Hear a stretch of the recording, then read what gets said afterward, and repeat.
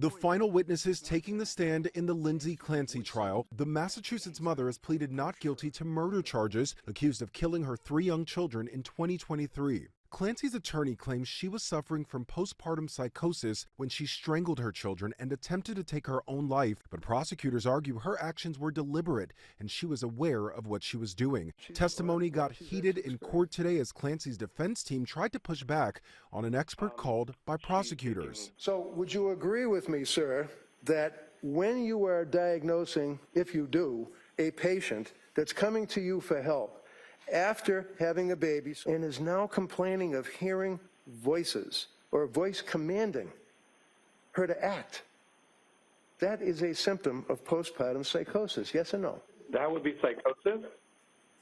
I don't know exactly, based on your hypothetical, as to whether it would count as the proposed postpartum psychosis illness, disease, but it certainly would be a concerning symptom or sign. The witness at time refused to answer questions, with the judge having to step in several times. The case has drawn attention to the difference between postpartum depression, which is more common, and postpartum psychosis. Postpartum psychosis is rare and can include psychiatric episodes after childbirth like mania, depression, delusions, and hallucinations. In comparison, postpartum depression is characterized by withdrawal, crying, doubting your ability to care for the baby, as well as anger and anxiety. In the end, it's going to be up to the prosecution. They have to prove beyond a reasonable doubt that she was not suffering from postpartum psychosis. And I think it's an uphill battle at this point with the combative first expert that they've called on rebuttal.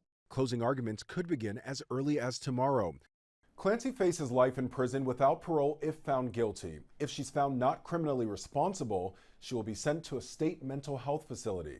Lionel Moyes, ABC News, New York.